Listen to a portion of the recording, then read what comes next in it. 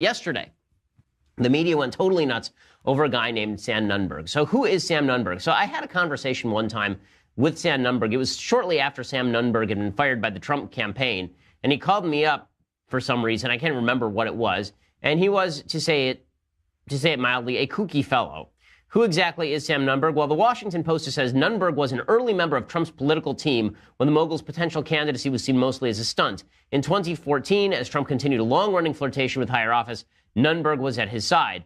BuzzFeed says, quote, he comes on a bit strong, as you know, according to Roger Stone, right? Roger Stone is one of the more disgusting political operatives in the business. He says, I mean, within a week of my meeting him, he was going around telling people I was his mentor. He's got chutzpah, as they say. Well, Nunberg is 36 years old, and he picked up a law degree from Touro College in 2009. Apparently, according to BuzzFeed, his first foray into presidential campaigning came in 2007 when he worked as a volunteer for the Romney campaign while attending law school. And he was put in charge of organizing turnout for the New York City GOP straw poll, and he helped pull up an upset win for Romney over Rudy Giuliani. He then went to work for the American Center for Law and Justice, which is a Christian conservative legal foundation run by Jay Sekulow, who works for Trump right now. And, of course, he has made the rounds in the media. He was ousted in the middle of the last campaign by the Trump campaign. The campaign apparently thought that he was a destructive person. Hope Hicks said, quote, he's a highly self-destructive individual who makes routine calls begging for his job back. This is the interview of a desperate person who is trying to hang on and stay relevant. The Trump campaign downgraded him to low-level part-time consultant at the time of his firing. His first meeting with Trump apparently is on tape. This is from when he was a kid, and apparently he met Trump at a WWE event, which is perfectly fitting. Here is tape from that time. Donald Trump invited the young Sam Nunberg right into the heart of the action. It's gonna be, I'll give Hogan a job in Hollywood. He can drive my limo. We were sitting right behind Trump, and he had us move to the first row at another section. And it was actually funny because I ended up getting on the video for WrestleMania with my father. We were doing like the bushwhacker. You know, Gorilla, I noticed you the other night walking through the casino looking like that. So there is Sam Nunberg, very young Trump political advisor. And apparently he was sued during the last election cycle. Trump sued him for like $10 million, claiming he broke a confidentiality agreement or at least threatened to sue him. So, yeah, Sam Nunberg is a colorful character, to say the least. Well, he's now being investigated by the Mueller investigation because the Mueller investigation is talking to every single person ever, including, they haven't talked to me, but I think I may be the only person in America they've left to talk to. So they want to talk to Sam Nunberg. So Nunberg decides that it's worthwhile to go on every television show he can possibly find and go kind of crazy. So he goes on MSNBC, and he explains that if Mueller wants to interview him, he's not going to do the interview. In fact, he doesn't mind being sent to jail. No big deal. So it starts off with this on MSNBC. If they're trying to build a case against Roger, I'm not going to be part of it. I'm not. Roger didn't do anything. Roger didn't do anything except get treated like crap by Donald Trump, the president. You keep saying you don't think there'll be a consequence. What if the consequence for that is going to jail, Sam? They're not going to send me to jail. You know what, Mr. Mueller, if he wants to send me to jail, he can send me to jail, and then I'll laugh about it, and I'll make a bigger spectacle than I am on your TV show right now. Well, sir, I don't know what they're going to do.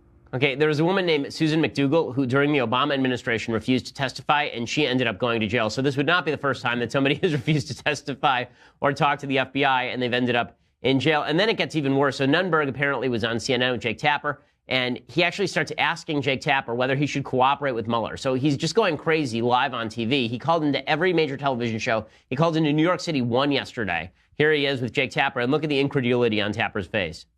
And we want to hear your side of it. Do you think I should cooperate with? Should I spend 80 hours going over my emails, Jake? If it were me, I would. I mean, if you're just asking my opinion, just because it sounds like a pain, but he is the special counsel, and he does have the long arm of the law. Why do I have to produce every email? I talk to Steve Bannon and Roger Stone 8 times a day. Do you know what I mean? Why do I have to go over it? Why do I have to send them every email? Sometimes life and special prosecutors are not fair, I guess. I would cooperate were it me, but, you know, I'm a different breed of cat. Jake Tapper just puzzled by life right here. And then Sam Nunberg calls into another show, and he explains that President Trump really didn't go far enough during the campaign, that President Trump should have had Bill Clinton's alleged illegitimate black child at the debate. This is him calling into MSNBC and talking with Katie Tur. It wasn't some smart idea that we had for us to be fired, and then we were going to get the emails from Russia. If Roger and me were there, Katie, We would have had the Benghazi parents there at the first debate. We would have had Bill Clinton's illegitimate black child there at the second debate. And we would have had the women there. Okay, so he was just going wild on TV yesterday. He calls Sarah Huckabee Sanders a fat slob. He suggests that there's something there to the Trump-Russia investigation. He says he's not going to talk to Mueller, but he thinks that there's something going on with the Trump-Russia investigation. He thinks that Trump probably colluded with Russia. Here's Nunberg yesterday saying that Lou Dobbs and Jeanine Pirro and Sean Hannity are going to be very embarrassed when all of the Trump-Russia stuff comes out. And by the way, you're going to be fine when it comes out what he did. But people like Sean Hannity, Lou Dobbs, Jeanine Pirro, they're going to be very embarrassed when it comes out. All right. Yes. So the big question here was, is Sam Nunberg a crazy person? Right? That's what everybody who's watching yesterday was watching this go on, and they were thinking, is this person a crazy person? And if he is a crazy person, is it moral to put a crazy person on TV just to get President Trump? And you can see that members of the media themselves, people who are interviewing him, are suggesting that he's either drunk or high or crazy on TV yesterday. Ari Melber over at MSNBC actually asked Sam Nunberg if he's feeling stressed out, because he says people are worried about you, Sam. You and I have both been around these types of situations, these types of probes. They can be very stressful, even for people who are completely innocent, did nothing wrong. It can be stressful. How are you holding up? And do you want to take more time to think this through? Could you change your mind? I'm not going to answer something so wide as this. This is so ridiculous. I'm not going to give them every email I had with Steve Bannon and Roger Stone. I communicate with them every day. And are you feeling okay? Are you feeling stressed out by this? No. And I'm feeling I want to see what Mr. Mueller does. It's never been done before. Okay, and then he goes on Aaron Burnett on CNN, and Aaron Burnett says, you smell like you are drunk on the air right now. Like, this is an actual thing that happened on TV yesterday. But, I've interviewed you before. You're sitting very close to me. Yes. We talked earlier about what people in the White House were saying about you. Yeah. Talking about whether you were drinking or on drugs or whatever they had happened today. Talking to you, I have smelled alcohol. Breath. Well, I have not had a drink. You haven't had a drink, so that's not. No. He says, but he is on antidepressants. So here is the big question. Okay, there are two big questions. One, does this guy have anything useful to say? The answer seems to be no. Nunberg doesn't have anything useful to say. So the question becomes, why are the media having him on? And there's really a larger question, which is, do the media have a responsibility not to put people on TV who are humiliating themselves and making reality TV shows spectacles of themselves? And this is a real open question. Right? Because is it their job to actually not put him on the air if he's drunk or if he's crazy? So I would say that Erin Burnett does the worst job here, because she actually apparently thinks he's drunk. Presumably, if an Obama official walked in completely drunk off his butt and walked into the CNN studios, security would be called. They wouldn't put him on the air. So if Erin Burnett actually thought that Sam Nunberg was drunk or crazy or off his rocker, why put him on the air? And the answer is because all these people in the media think that Sam Nunberg is going to suddenly drop the bomb about President Trump, or because they think that it's humiliating to the Trump administration to have once had somebody like Sam Nunberg working for them. So on the one hand, you have to say that the media, their bias, their attempts to get Trump have gone too far. That there are a lot of members of the media who are so interested in getting Trump or humiliating Trump that they're willing to violate their own journalistic standards. Over at Axios, the journalist there, Jim Vandehey particularly, is ripping into other members of the media, saying that this is just spectacle, that there is no news value to this whatsoever. You're putting on somebody who's clearly having a mental breakdown on national TV, and you're doing so for the ratings and because you hate President Trump. And that wouldn't be a shock. That wouldn't be a shock. I mean, when you look at the media's desperation to get Trump, it really has reached fever pitch. I mean, they are now reporting on things like CNN now traveled to Thailand. They sent somebody to Thailand to dig up clues about Trump. Okay, so first, last month, the network actually sent a reporter to St. Petersburg to literally dig around in a dumpster looking for leads about President Trump. And now they've sent a reporter to Bangkok to speak with a prostitute who claims that she has goods on the Trump camp's alleged collusion with Russia, according to Grabien.com. The woman, her name is Anastasia Vashukovich, who's also described as a sex coach, is currently in prison and hopes that America will offer her asylum in exchange for her story. So CNN promptly sent a reporter over there. His name is Ivan Watson. He met with the woman and reported, quote, she described herself as a seductress. This woman claims to have evidence of Russian meddling in the U.S. election. The question, is this a desperate ploy to get out of jail? Or as her friend claims, is this young woman truly in danger because she knows too much?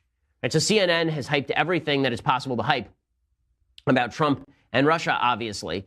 And that's pretty damning stuff when it comes to why they're having people like Sam Nunberg on TV. I don't know that that's the whole story, though. And I want to be fair to CNN. I want to be fair to MSNBC. Obviously, the media have an agenda with regard to President Trump, and that agenda is pretty obvious. Now, with that said, is there something to be said for the media not actually being supremely responsible for what Sam Nunberg did here? So at The Atlantic, McKay Coppins, who has been following Sam Nunberg for a long time, is a reporter over at The Atlantic, used to be at BuzzFeed, he has a long piece here about what Sam Nunberg did was actually on purpose. So it says, it was just after 8 p.m. on Monday night, and the suddenly famous Sam Nunberg had phoned me from Dorian's Red Hand restaurant, a yuppie hangout on Manhattan's Upper East Side, where he was reveling in his triumph. After announcing earlier that day his intention to defy a grand jury subpoena he says he received in the Russia investigation, the former Trump aide had spent the day conducting a manic media blitz, popping up on multiple cable news programs, granting interviews to dozens of journalists, and hijacking the news cycle with a car crash procession of blustery soundbites. Legal experts were warning his failure to cooperate with Mueller's investigation could put him in serious legal jeopardy, but Nunberg was in a celebratory mood. So when I talked to Nunberg months ago, he was always in a celebratory mood. This is a guy who is kind of manic. He said, "Can you report this?" He says, "You have to report this. The champ does whatever the F he wants." The champ apparently is a reference to one of his favorite UFC fighters. And apparently he was alternating between an unalloyed bravado and a kind of meta amusement. So what exactly was he doing? Was he doing? Apparently, the mystery of his motivations had hovered over the day's astonishing events. Theories attempting to explain his bizarre behavior had proliferated quickly, according to Coppins. Some believed he was responding to being caught in a genuine conspiracy, auditioning for immunity perhaps, or covering up crimes committed by allies in the president's orbit. But here's Nunberg's own explanation. After being ordered to hand over his past private correspondence with several former Trump advisors, he was sorting through his inbox Monday morning and determined that complying with the subpoena would be an intolerable hassle. He said, "After all, I have a life." Okay, that is fully possible. But there is a question to be asked. Okay, let's assume that Sam Nunberg is borderline nuts. Let's say that the guy is a kook, which apparently he is. What's the media's obligation not to put kooks on TV? What's the media's obligation not to put crazy people on TV? Because half the people in politics are totally crazy. Let's say that I had told you back in circa like 2012 that there was some guy who was wandering around saying things like the president of the United States was born in Kenya. Let's say that he was wandering around commenting on Robert Pattinson's relationship with Kirsten Stewart. Let's say that he was wandering around saying weird things about reality TV and also weird things about politics and just sort of generally mouthing off in somewhat crazy fashion. Would you put him on TV? The answer is maybe you put him on TV because now he's the president of the United States. In other words, we've had some pretty crazy people in politics for a while, so while I'm ripping on the media, I'm not sure that it's fully justified to rip on the media for putting this guy on TV. I will say I'm not sure the treatment would have been the same if you were an Obama official versus being a Trump official.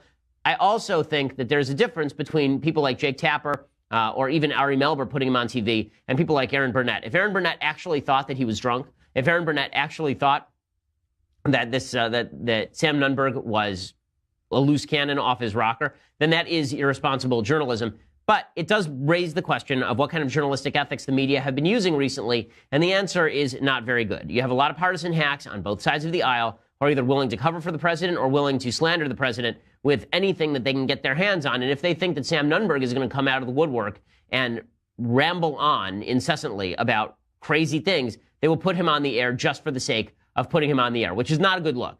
It's really not a good look for the media. And it's, they should be a little bit more careful. Apparently, he was booked for, like, the Today Show this morning. It's easy if you're Omarosa, apparently. Yeah, but look, some of the responsibility here also falls on the Trump campaign. They really have to stop hiring top men from the end of Indiana Jones and the Raiders of the Lost Ark, right? Their top men are not top men, and Sam Nunberg